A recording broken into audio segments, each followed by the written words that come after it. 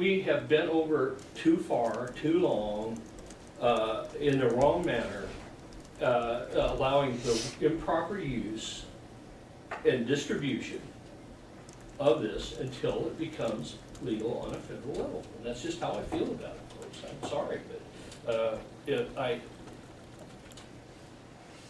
if you need it, you need it. The federal government should get off their non-action and do something about it.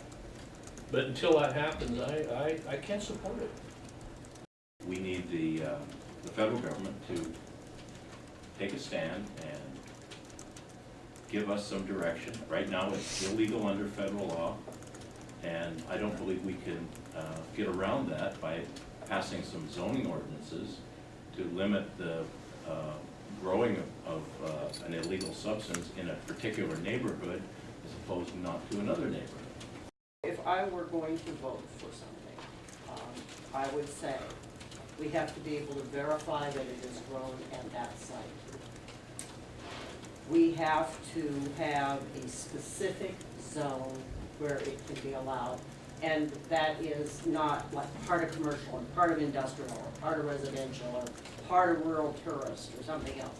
But there has to be a specific zone. And I would expect those to be relatively restrictive and in maybe 2 places in a county of this size, because that's the kind of thing that we saw with the very expensive test cases that moved through the United States Supreme Court on other specific kinds of things like this. That an individual to be able to get permission to have such a dispensary in Mason County, Washington has to have all appropriate federal and state authority. And that we ban dispensaries, which are clearly not approved under the state law at this time. So that you know, those would be the criterion that it would take me. There's something that I might vote for, but it has to be real specific, and this isn't it.